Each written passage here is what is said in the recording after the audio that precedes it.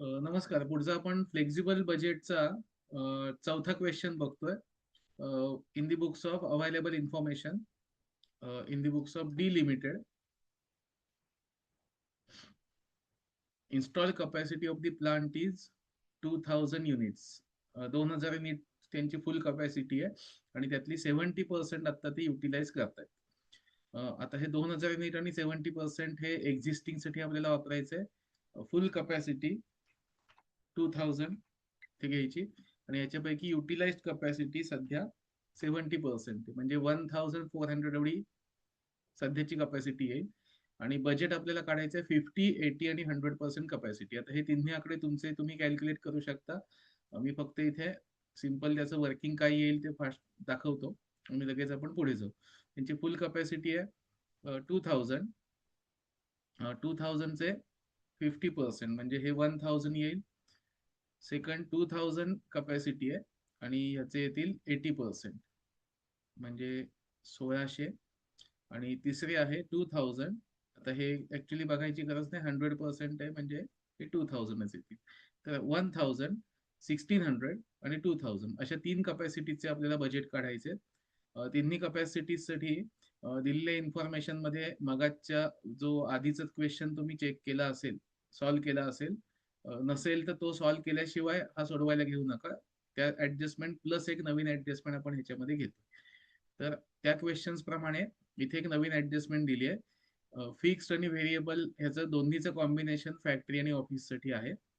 इथे आता कपॅसिटी 50, 80 आणि 100% आपल्याला घ्यायची. तर 50% कपॅसिटी आपण लिहिलंय तसं, नंतर 80% कपॅसिटी आणि तिसरा 100% कपॅसिटी. या तीनही कपॅसिटीसाठी बजेट काढायचं आहे. पहिला आपण एक्झिस्टिंग आहे तो कम्प्लीट करून घेऊ.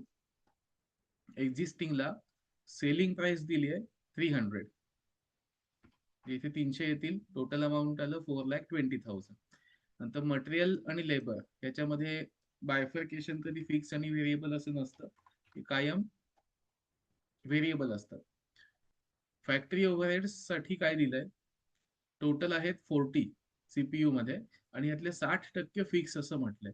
आता इथे मागासारखं आपल्याला वर्किंग घ्यायला लागेल.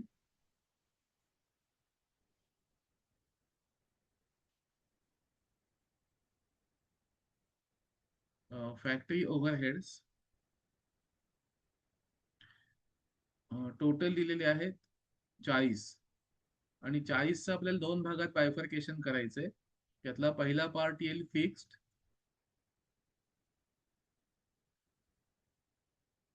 आणि सेकंड पार्ट येईल व्हेरिएबल. तर इथे देताना काय दिले की फिक्स्ड आहे यातलं 60% पोर्शन. मग इथे 60% आलेत म्हणजे व्हेरिएबलला आपले 40% यायला हवेत. 60 आणि 40% करायचे 40 रुपयांचे. 40चे 60% म्हणजे आन्सर आपलं 24 यायला हवं फिक्स्ड मध्ये. आणि 40चे 40% म्हणजे इथे आपलं आन्सर यायला हवं 16. तर 24 आणि 16 असे आपल्याला फिक्स्ड आणि व्हेरिएबल मध्ये सीपीयू कॉलम मध्ये घ्यायचे सध्याचे.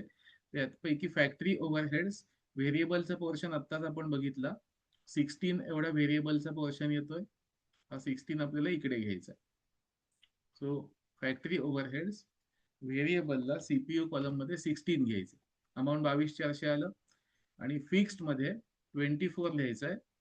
फॅक्टरीची सीपीयू 24. आता हा आकडा काढण्यासाठी काय करायला लागेल, 24 ला इंटू 1400 युनिट्सने इंटू करायला लागेल.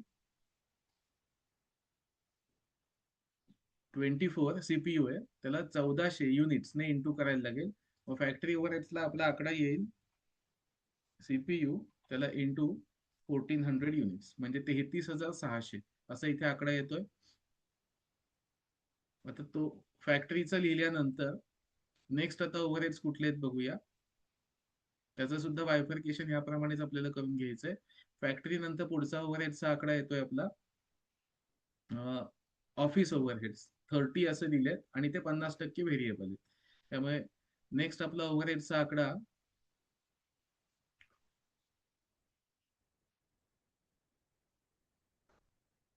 ऑफिस ओव्हरहेड्स सीपीयू मध्ये 30 रुपये आपल्याला दिलेत म्हणजे टोटल 30 आहे. हे बायफरकेट करायचे, फिक्स्ड आणि व्हेरिएबल. त्यातलं फिक्स पोर्शन दिलेलं आहे 50% आणि व्हेरिएबल दिलेलं आहे 50%. थोडं सोपं दिलंय. 50-50 करायचे म्हणजे थोडक्यात 30 ते 50% म्हणजे इथे सीपीयू ला 15 येतील, 15 पर युनिट. आणि परत व्हेरिएबलला सुद्धा 50% म्हणजे इथे सुद्धा सीपीयू मध्ये 15% येतील. सो दोन्हीच्या सीपीयू मध्ये आपल्याला 15 घ्यायचे. इथे 15 घेतल्यानंतर अमाऊंट आलं 1400 इंटू करून 21,000. आणि फिक्स मध्ये 15 लिहिल्यानंतर आपल्याला अमाऊंट काढायचे 15 इंटू 1400, म्हणजे इथे पण 21,000 आले. तर दोन्हीकडे आपण फॅक्टरी आणि ऑफिस याचं वर्किंग नोट सहित बायफर्केशन करून घेतलं. फॅक्टरीचे टोटल इथे क्वेश्चन मध्ये बघितले तर फॅक्टरीचे टोटल 40 होते. ते 40 पैकी इथे 16 आलेत आणि इथे 24 आलेत. त्याप्रमाणे 40 झाले दोन भागांमध्ये इथे बायफर्केशन करून. आणि ऑफिसचा टोटल आकडा होता 30. त्या 30चं आपण दोन्हीकडे 50-50% म्हणजे इथे 15 आणि इथे 15 असं बायफर्केशन करून घेतलं. आणि दोन्हीला इंटू आउटपुट घेऊन आपण अमाऊंट किती आलंय तेवढं इथे फिक्स आणि व्हेरिएबल दोन्ही मध्ये पोस्टिंग करून घेतलं. ते लिहिल्यानंतर एकच ओव्हरहेड्स राहत आहेत. सेलिंगचे 20 आहेत, पण इथे दिलेले 100% व्हेरिएबल, म्हणजे आपल्याला काय बायफर्केशन त्याचं करायला नकोय. डायरेक्टली इथे 20 घेतल्यावर आपल्याला 28,000 इथे मिळाले. सगळ्या सीपीयूला इंटू क्वांटिटीने आपल्याला हे आन्सर मिळालंय. कॉन्ट्रीब्युशन मधून फिक्स कॉस्टची टोटल मायनस केल्यानंतर आपल्याला प्रॉफिट मिळालंय 70,000. आता तुम्हाला सोडवत असताना असं वाटेल की तुम्हाला सुद्धा एक्सेलवर सोडवायची परमिशन असती तर बरं झालं असतं. फक्त हे वेळ वाचवण्यासाठी मी इथे फॉर्म्युला पुटअप केले. तुम्हाला एक 5 ते 10 मिनिटं ह्या कॅल्क्युलेशनसाठी जातील मॅन्युअली. कुठेही कन्फ्युजन फक्त होत असेल तर प्रॅक्टिस हाच त्याच्यावर उपाय आहे. त्यामुळे जास्तीत जास्त प्रश्नांची प्रॅक्टिस करा. मी प्रश्न आणखी पाठवून ठेवणार आहे तुम्हाला. स्क्रीनवरचे दाखवतोय हे पीडीएफ आहेतच सोडवलेल्या. आणखी ऍडिशनल काही क्वेश्चन्स तुम्हाला प्रॅक्टिससाठी पाठवणार आहे. त्याची एक 2-3 प्रश्न तुम्हाला फॉर्मॅट समजेपर्यंत प्रॅक्टिस करून ठेवा. अदरवाईज टॉपिक सोपा आहे, चुकायला काय त्याचा स्कोप नाहीये. तुम्हीच ठरवलं की चुकवायचंच आहे तर मग एखादी स्टेप कुठली तरी गोंधळ झाला उगाच मार्कांमध्ये तुमचं नुकसान होईल. त्यासाठी प्रॅक्टिस करा. 70%चा आपण बजेट काढलाय. त्याच्या पुढचा 50%, 80% आणि 100% हा बजेट. आता इथे मी डायरेक्टली सगळ्या व्हॅल्यूज पुटअप केल्यात. फक्त आता महत्वाचं काय आपल्याला करायचंय की सेलिंग प्राइस जी येईल ती इथे टाकायची. सेलिंग प्राइस इथे 300 टाकल्यानंतर पुढची आपल्याला व्हॅल्यू डायरेक्टली मिळाली. थोडे हे परत एकदा हाईड करूया म्हणजे एकच आपल्याला तेवढा बघता येईल. ऍट 50% कपॅसिटी आपण 1000 युनिट्स मॅन्युफॅक्चर करतोय. 50% कपॅसिटीला 1000 युनिट्स एवढी आपण मॅन्युफॅक्चर करतोय. इथे सेलिंग प्राइस सेम राहते 300च. व्हेरिएबल कॉस्ट बदलत नाहीयेत, त्या सेम राहतात. आणि फिक्स कॉस्ट मध्ये इथे 33,600 आहे. आपल्याला फिक्स कॉस्ट बदलायची नाहीये, ती 21,000च राहील. आणि 1000 युनिट असल्यामुळे त्याची सीपीयू येईल 21. ह्याप्रमाणे हा सेकंड बजेट आपला कम्प्लीट करून झाला.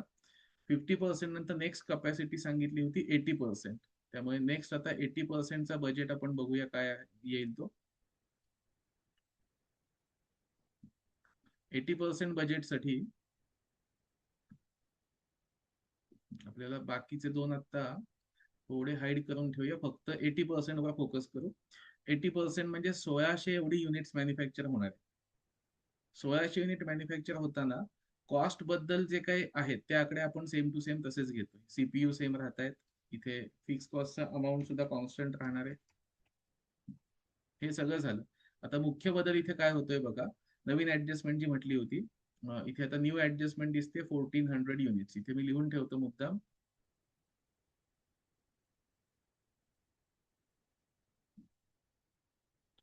न्यू ऍडजस्टमेंट आणि त्याला मुद्दाम आयएमपी असं समजू आपण. नवीन ऍडजस्टमेंट नेहमी सुरुवातीला आयएमपीच असते. एकदा प्रॅक्टिस झाली की ती नंतर मग तुमच्या सवयीची होती. तर इम्पॉर्टंट ऍडजस्टमेंट काय आहे की सेलिंग प्राइस रेड्युसेस बाय, आता इथे थोडंसं हायलाइट करूया आपण.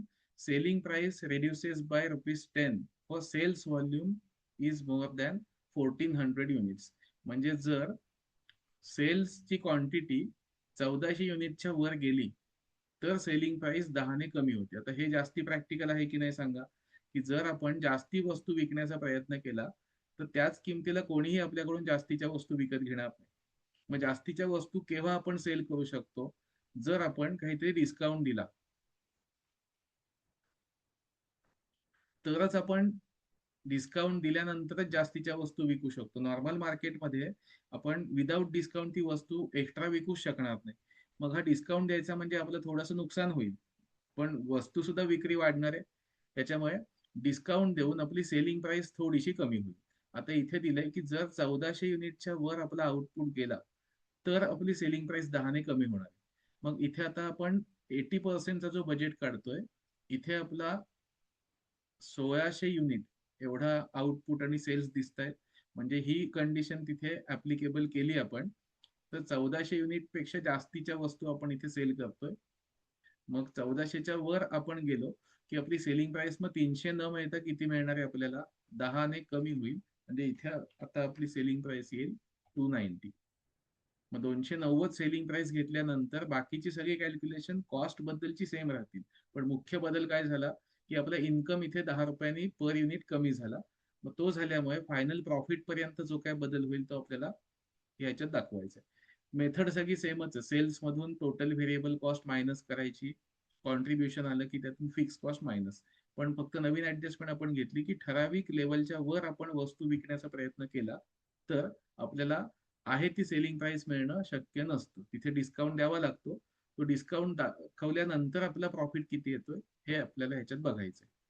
आता असंच पुढची शेवटची लेवल आहे 100%.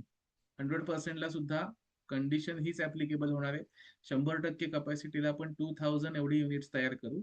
आणि 2000 युनिट तयार करत असताना जी कंडिशन इथे दिलेली होती की 1400 युनिट क्रॉस झालं, ही लेवल क्रॉस झाली की आपली सेलिंग प्राइस 10ने कमी होईल. म्हणजे इथे सुद्धा आता आपली 300च्या ऐवजी 290 एवढी सेलिंग प्राइस मिळेल. मग 290 ही सेलिंग प्राइस मिळणारे म्हटल्यावर त्याप्रमाणे आपला प्रॉफिट शेवटपर्यंत कमी कमी होतील. मधलं सगळं कॅल्क्युलेशन सेम ठेवून फक्त बॉटम प्रॉफिटची लाईन येते बघा, तिथे सेल्सचा डायरेक्ट इफेक्ट झालाय. आता फक्त एक माहितीसाठी मी ते सेलिंग प्राइस सेम ठेवून बघतो. आकडे किती आहेत बघा. प्रॉफिटचा आकडा 1,24,400 एवढा होता. आता जर ही सेलिंग प्राइस आपल्याला जास्ती मिळाली, 300 रुपये मिळाली, प्रॉफिट लगेच 20,000ने वाढतोय. समजा डिस्काउंट जास्ती द्यावा लागला, सेलिंग प्राइस आपल्याला 280 मिळाली, प्रॉफिट लगेच खाली येतोय. त्याप्रमाणे डिस्काउंट जेवढा जास्ती देऊ, वस्तू जास्ती सेल होतील हे नक्की, पण ऑटोमॅटिकली त्याचा प्रॉफिटवर डायरेक्ट इफेक्ट होईल. सो फायनल सोल्युशन आपलं 290 ही सेलिंग प्राइस राहील आणि त्याप्रमाणे हा आपला प्रॉफिट येईल 124,400.